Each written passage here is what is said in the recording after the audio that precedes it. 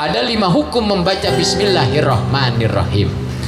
Yang pertama, ada hukumnya membaca Bismillah ini wajib. Yang kedua, ada hukum membaca Bismillah itu haram. Yang ketiga, ada hukum membaca Bismillahirrahmanirrahim itu sunnah.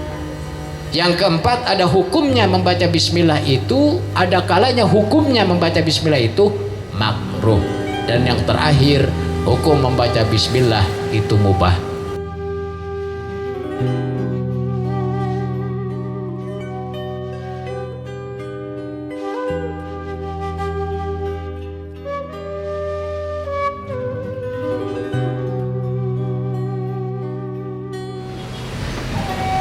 Assalamualaikum warahmatullahi wabarakatuh.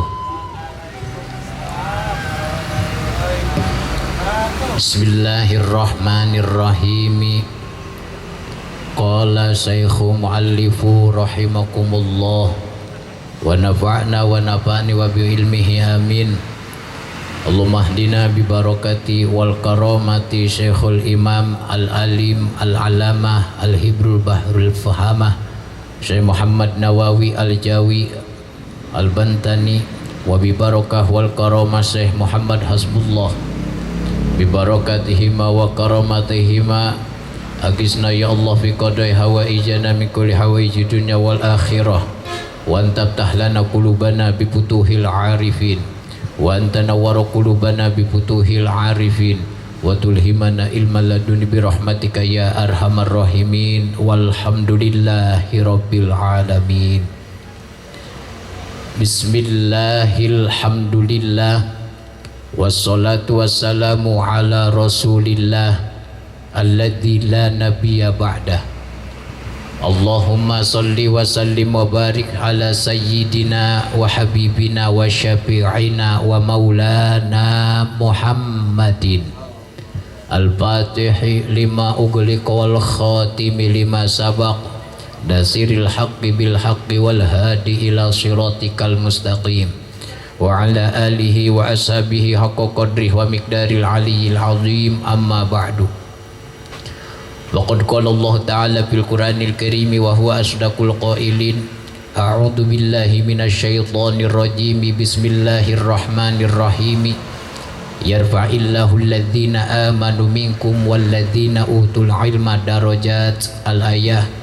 Wa qala nabiyyuna Muhammadun sallallahu alaihi wasallam utlubul ilma minal mahdi ilal lahdi. Al-hadits atau kama qala nabiyyuna Muhammad sallallahu alaihi wasallam.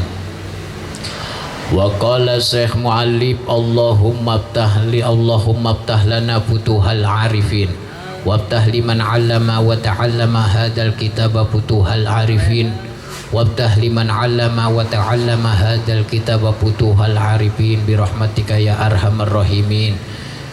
Bismillahirrahmanirrahim.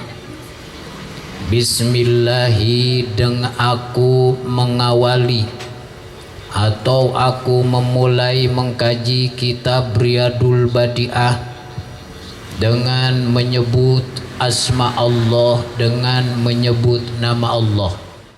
Ada 5 hukum membaca Bismillahirrahmanirrahim. Yang pertama, ada hukumnya membaca Bismillah ini wajib. Yang kedua, ada hukum membaca Bismillah itu haram. Yang ketiga, ada hukum membaca Bismillahirrahmanirrahim itu sunnah. Yang keempat, ada hukumnya membaca Bismillah itu, ada kalanya hukumnya membaca Bismillah itu makruh. Dan yang terakhir, hukum membaca Bismillah itu mubah.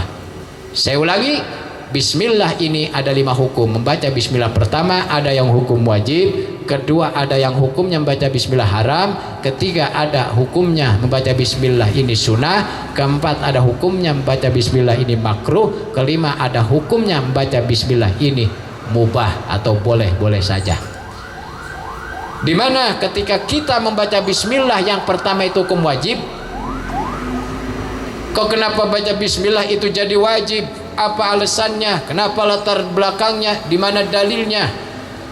Hukum membaca bismillah bagian yang pertama yang menjadi wajib membaca bismillah adalah pertama, membaca bismillahnya karena dinajarkan. Misal ada jamaah dari Ngopi resort sudut timur,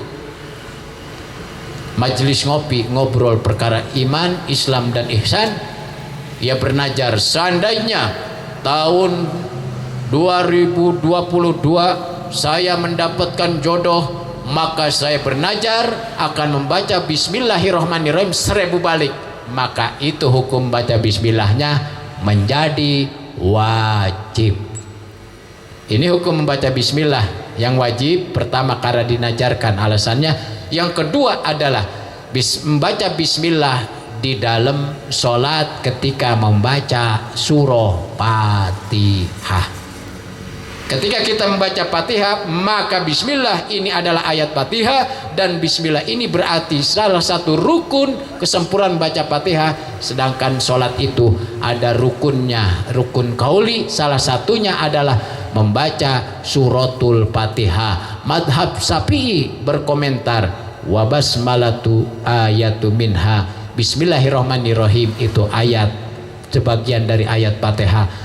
Kalau ada orang Indonesia mayoritas kan madhab Syafi'i, sholatnya tidak baca bismillahirrahmanirrahim ketika Fatihahnya, maka tidak sah. Ini menurut madhab Imam Syafi'i. Karena Imam Nawawi ini adalah berpatokan kepada madhab Syafi'i. Tutorialnya madhab itu satu negara, Indonesia adalah madhabnya mayoritas Syafi'i. Jadi bismillah ini menjadi wajib, karena bismillah ketika Fatihah dalam sholat itu adalah rukun sholat. Ini alasan kenapa baca Fatihah itu menjadi wajib. Pertama karena dinajarkan, kedua adalah bismillah ketika baca Fatihah di dalam sholat. Yang kedua, ada hukum baca bismillah ini haram. Di mana letaknya hukum baca bismillah itu haram? Adalah ketika kita melakukan kemaksiatan membaca bismillahirrahmanirrahim. Mau korupsi baca bismillahirrahmanirrahim biar enggak kena KPK, haram hukum baca bismillahnya. Mau ngerampok, ngebegal, baca bismillahirrahmanirrahim, haram, karena itu perbuatan dosa. Jadi hukum baca bismillahnya pun terbawa haram. Bukan datiah lapat bismillahnya yang haram, karena haramnya aridi karena perbuatan yang diharamkan diikut sertakan bismillah biar selamat ngebegalnya bismillahirrahmanirrahim.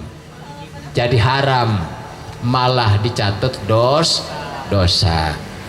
Pokoknya wakis ala dalik, tinggal kiaskan aja perbuatan maksiat. Kalau di perbuatan maksiat itu diawali bismillah atau baca bismillah biar ibaratnya selamat dari kemaksiatannya, atau suatu yang kita melakukan yang dilarang Allah agar selamat, baca bismillah, itu bismillahnya jatuh hukum haram. Yang ketiga, baca bismillahirrahmanirrahim itu hukum sunnah. Di mana baca bismillah hukum sunnah adalah sesuai sabda Nabi, kullu amrin tibalin la yubda'u bismillah fahuwa aqta ay abdar. Setiap perbuatan yang baik itu sunnahnya baca bismillah. Kalau enggak dibaca bismillah kurang berkah. Maka awali segala perbuatan, segala aktivitasmu yang baik dengan bismillah agar aktivitas kita ini barokah. Itulah alasan membaca bismillah sunnah adalah baca bismillah ketika mengawali perbuatan yang baik. Kerja perbuatan baik awali sebelum berangkat kerja, baca bismillahirrahmanirrahim. Mau ngaji sebelum melangkah bismillahirrahmanirrahim. Mau silaturahmi bismillahirrahmanirrahim. Mau makankan perbuatan baik juga bismillahirrahmanirrahim. Wakis ala darik, tinggal kiaskan saja, tinggal analogikan saja. Perbuatan yang baik diawali dengan bismillah itu hukumnya sunnah. Yang ketiga, ada kalanya hukum baca bismillah ini adalah yang keempat, ada kalanya hukum baca bismillah itu makruh. Di mana hukum baca bismillah itu makruh adalah ketika kita melakukan perbuatan yang dimakruhkan oleh syara, maka dimakruhkan pula di dalamnya membaca bismillahirrahmanirrahim. Contoh ketika kita bawa kotoran, misal anak kita BAB, nah kebenaran pakai ibaratnya apa, pelindung, namanya pampers, tampil nempel pampers yang ada kotoran anaknya, yang ada anaknya, baca bismillahirrahmanirrahim, makruh hukumnya. Mau ngebuang pembalut, baca bismillahirrahmanirrahim, makruh, nggak ada pahalanya. Cukup hati aja, kalau mau mah jangan diucapin. Kalau diucapin makruh, baca bismillahnya. Ini hukum baca bismillah yang keempat, hukumnya makruh. Yang kelima, hukum baca bismillah itu mubah adalah membaca bismillahnya tidak diniatkan apa-apa. Dalam artian tidak diniatkan untuk ittiba kepada Rasul, dia baca bismillah doang, atau melakukan perbuatan yang mubah, dimubahkan juga, dibolehkan juga baca bismillahirrahmanirrahim. Tapi ada kalanya perbuatan yang mubah, niat kita benar, niat kita ini lurus lillah billah. Contoh perbuatan yang mubah, boleh-boleh saja. Makan hukumnya mubah, mandi pada dasarnya hukumnya mubah. Asal pokok hukum mandi, makan, tidur itu mubah, boleh-boleh saja.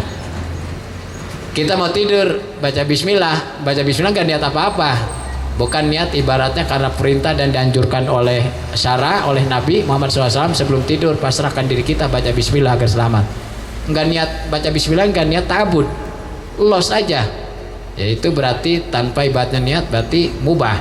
Tapi kalau diniatkan, ya Allah, sebelum kita tidur kita baca bismillah, minta perlindungan pada Allah, dan niat karena menggugurkan iskoti uhudatil amri, menggugurkan perintah syara, jadi baca bismillah sunnah, diniatkan karena sunnah, baca bismillah, kan gitu ya. Kemudian dia baca bismillah, maka jangankan baca bismillah, tidurnya pun itu jadi pahala dan amalan akhirah. Amalan dunia kalau diniatkan baik menjadi amalan akhirah. Sebaliknya amalan akhirah diniatkan karena buruk niat, salah niat, jadi amalan dunia, jangan harap pahalanya di akhirat. Maka luruskan niat, maka bersihkan hati kita lillah billah, lirrasul wabir rasul.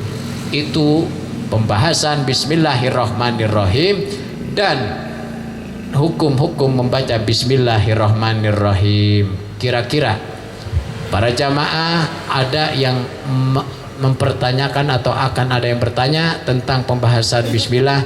Saya buka session tanya jawab setelah pembahasan ini. Mungkin dari jamaah ada yang akan menanyakan, silahkan.